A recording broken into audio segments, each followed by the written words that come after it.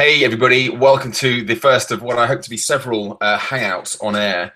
And if you're watching this at just before 20 to 2 on Tuesday, it's absolutely live. And I thought I'd do this rather than shoot a separate video or answer questions, written questions, because there's been quite a lot and some really good challenges actually that you're facing at the moment with regards to your training. So what I'm going to do is I'm going to do a little screen share if I can just work out how to do that. Give me 1 second.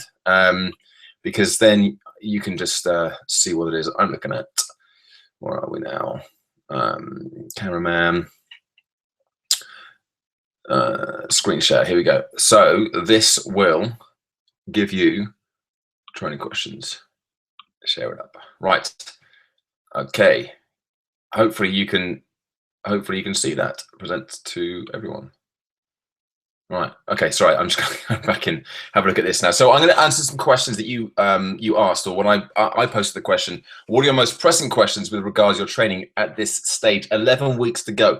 Bear in mind we have got 11 weeks. So if you're feeling a bit overwhelmed by it all, then you really don't have to worry yet. If it was like 3 weeks to go, then yeah, it's kind of time to panic if you haven't done any training. But if you're struggling and you haven't quite got into your groove yet, then don't worry too much about it. There's going to be a lot of people like that. So let's rattle through some of these questions. First of all, Zoe says, I'm struggling to hold the pace I want for the designated time. If I'm not constantly thinking about it, I drop off. I use a watch to help me check when I'm slowing, but finding it tough. Okay, Zoe, well, a couple of things here. The first thing I would suggest is making sure that you are aiming for the correct training pace. And I don't know if you mean you're struggling to hold your race pace, or if you're doing threshold runs and you're struggling to hold that pace. But whatever, you've got to watch. If you've got a Garmin or other similar training watch, then use that, because you just got to absolutely focus on the run. This is why I don't like running with music, because it's very easy to zone out and forget about what you're doing. It's great if you just want to stress bust. But you know what? If you're training, you got to train. You got to be in the moment. You got to be focused on what it is you're doing. So use music if you want to, but understand that it could make it harder for you to stay focused. I don't know if you're using music or not, using headphones. But my recommendation is to at least try it. It's easier to kind of stay focused and stay on the process of what it is you're doing. And yeah, make sure that you understand and you're really, really tuned into the type of training you're doing and what the goals and the objectives are for that particular session. Lindsay says, feel like I'm in a rut. My pace doesn't seem to be improving. Running is not as enjoyable as it used to be. Maybe I'm putting myself under too much pressure. Well, possibly, Lindsay, but you know what? If I was doing all the right things with my training and I still wasn't seeing results, I'd feel pretty frustrated with that as well. So don't worry for feeling like you're frustrated and you're in a rut and that you're not enjoying it so much. We all want to kind of get the best out of what it is that we do.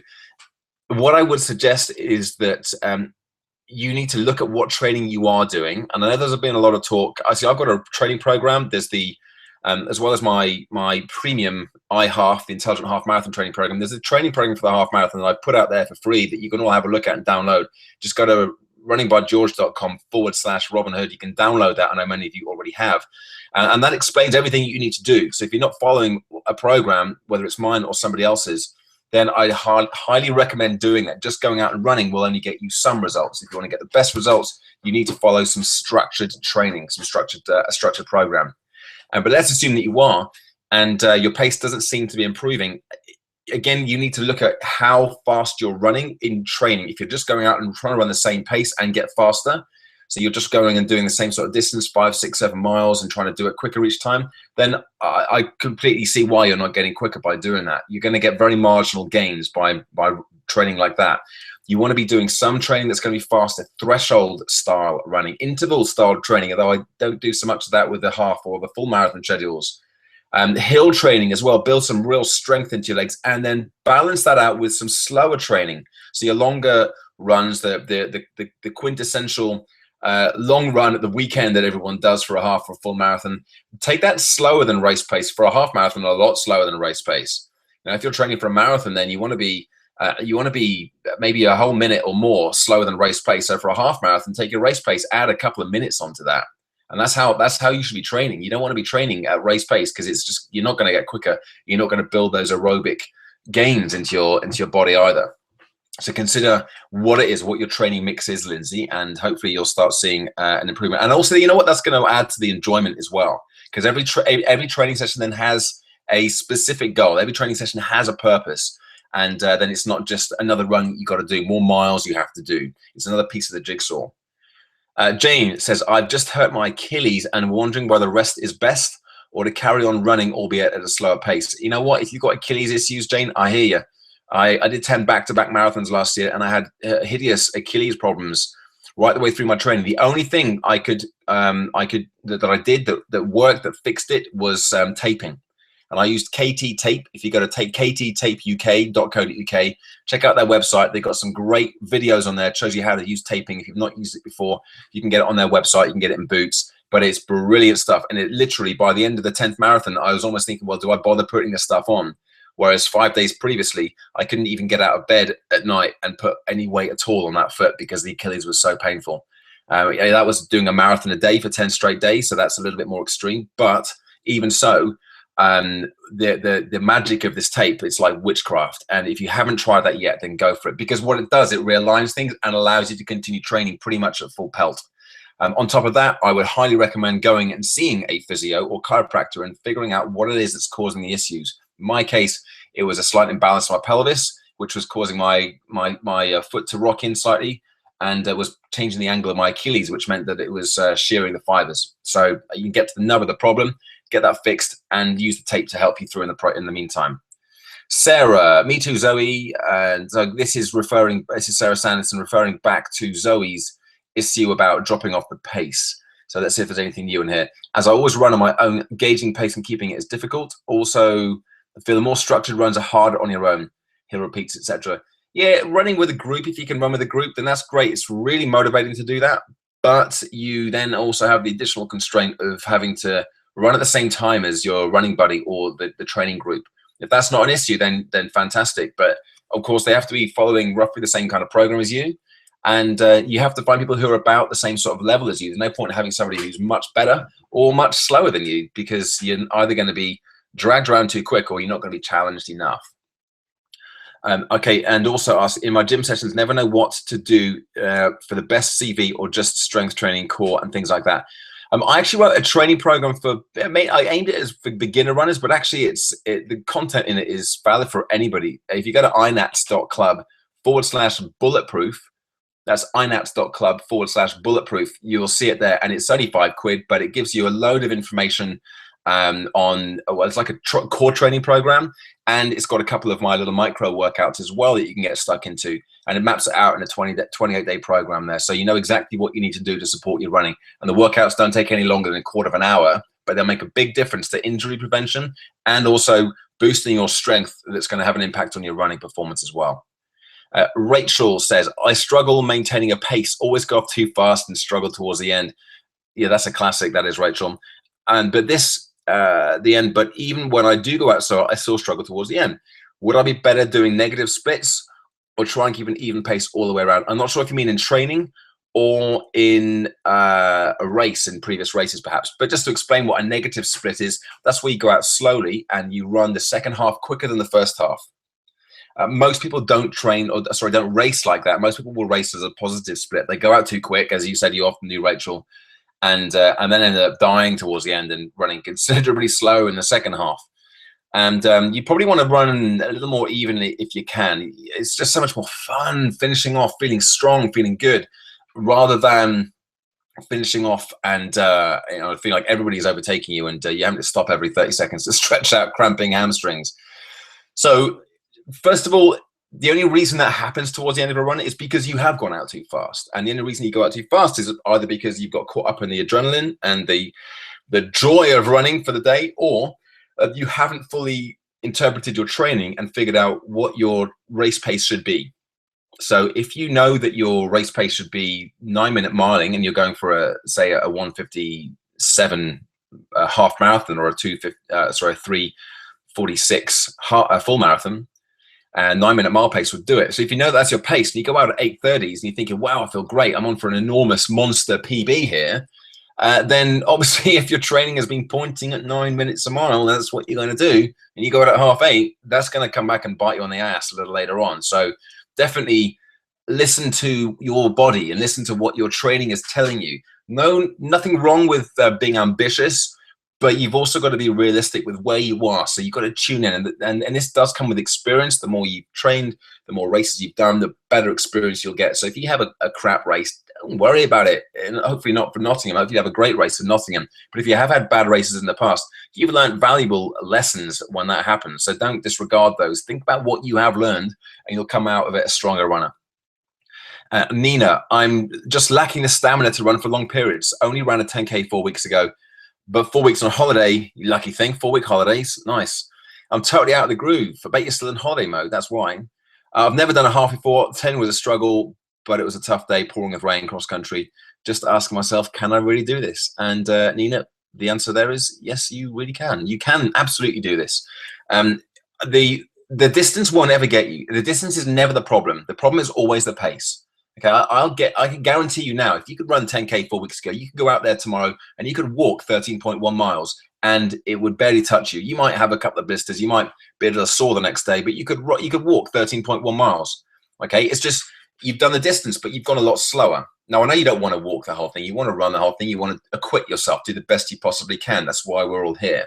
But if you go out too quick, then you're going to find it hard to run for longer periods of time. So my advice for this is when you're taking your long runs, like I said earlier, go slowly. So if you're going for 10-minute mile pace, that's your race pace. If you're going for 10-minute mile pace, slow down and take your long runs out at, say, 11.5 to 12 minutes per mile. It should feel easy. It should feel really comfortable. Your breathing should be in check. You should be at a 6 to 6.5 out of 10 on an intensity scale. You should not feel like you're really stressing yourself, so take it easy. Okay, next up we've got Duckett AD. Is that a real name? I'm wondering. I'm dreading the hills. They throw me off my pace completely, and I usually have to stop by the time I get to the top if I make it. Really not looking forward to the long inclines. How much hill base training should I do? Most of my runs, especially the long ones, are flat. First of all, I say don't dread the hills. Embrace the hills. Again, it comes down to how fast you go. If you're using a Garmin and you're going off pace, and you try to keep the same pace and you're on an incline of 5%, that's going to hurt. That's going to be harder than running on the flat. You've got to slow down when you come to the hills. Lean in, relax your shoulders, take shorter steps, drive your arms a little bit more, and breathe. Work through the hill. Don't keep looking up and saying, oh my goodness, how much further is this damn thing going to go on for? It's just a hill. It's a downhill if you look at it from the top. So it's all about perspective. And that's not going to kind of do much for your quads and how much they're burning as you're halfway up the damn thing. But at the same time, you just got to think about this is a part of it. This is a part of running. This is one of the challenges that's in your way. You're not doing this because you want an easy ride. You're not doing this because you want to take the easy option. You're doing this because you want those challenges. And you want to overcome those challenges. And you can do this. You just got to be smart about it. So slow down when you hit the hills. Take your time getting up them. If you have to stop at the top, then no worries. Just next time you hit it, try and stop a little bit less or not stop and just run slower. In terms of how much hill-based training, both my iMarathon and iHalf programs have a 4-week phase of base training. That's finished for the iMarathon now because it's a 16-week program, but we're right into the thick of it for the iHalf at the moment. So we're right into the inclines, the hill training. And the way I approach this is getting my runners to run a kind of a threshold pace. It's called continuous hill training, where you're running up and down a hill for 8 minutes, and you're actually working hard on the way down as well. So you might run up a hill for a minute, then down a hill for a minute, but you're working that threshold intensity. So 8.5 out of 10, you're pushing yourself, not flat out. You're not sprinting up. You're just going at a moderate intensity there. And so you can feel that you're working, but you keep that intensity going for the full 8 minutes, and then you rest, then you go again. You do 3 blocks of 8, then you do 3 blocks of 10. You build it up depending on what's there in the program. But don't fear the hills. They're there to challenge you for sure, and they will challenge you, but they're a good thing. They're a good thing. Make things interesting. Bev, I really need help with breathing. I went out last night with a sweatshop, but was panting and had to keep stopping. I got some advice from some of the regulars. Need to practice slowing it down. Yeah, slow it down, Bev. And also, in my Beginner's Luck program, this is for complete beginners, by the way, but if you go to beginnersluckbook.com, that's my Amazon book that I wrote for complete beginners, or non-runners, actually, not even beginner runners. And in that, I talk about the golden key.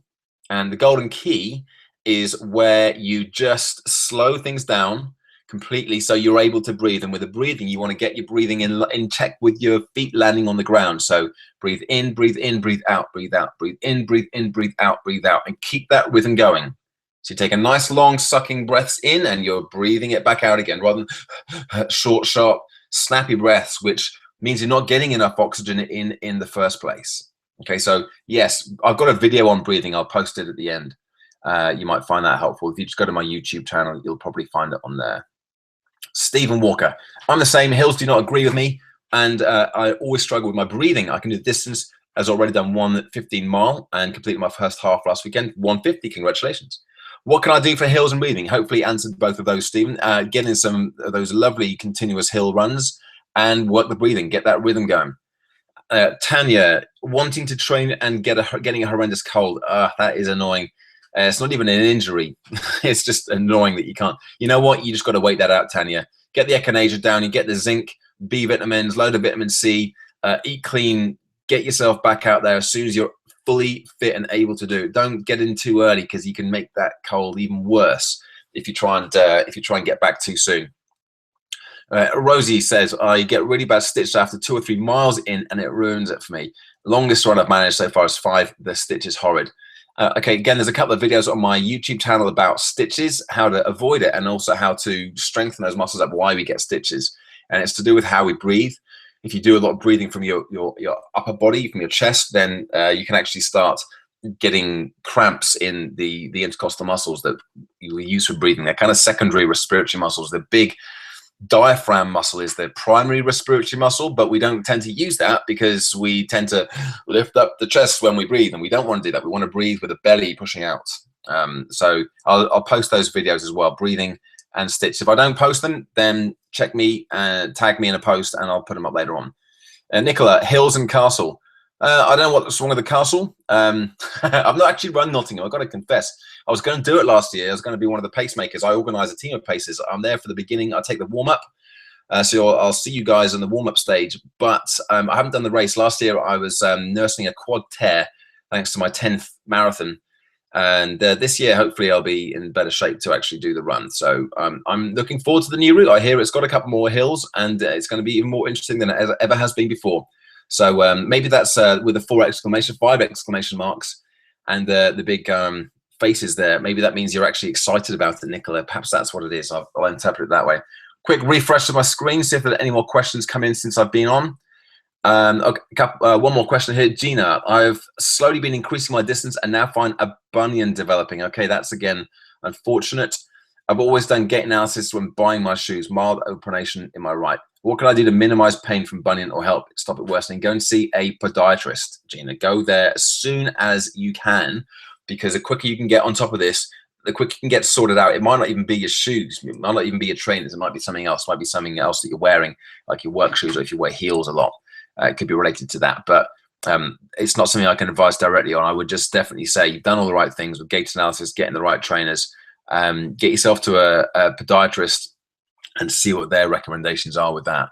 Again, I think that's it for questions. I'm going to have a look at the other post I put up with the, hang on, where are we? Just go down through here and no other questions on there. So, okay, folks, that's going to be it. I'm just going to come back in so I can say goodbye. So stop sharing screen there. Here we go. Hey, I'm back. Okay, I hope you found that useful. Answered some of your questions there. If you do have other questions, I'll do another one of these Q&As in a little while. I'm on holiday next week, but maybe the week after that, I'll do another Q&A. In the meantime, just keep on training, keep on enjoying it. That's the important thing. This is meant to be an enjoyable experience. So get out there, have some fun, and I will be checking into the Facebook group regularly anyway. So I'll hear your comments and feedback in there. Thanks again. Bye for now.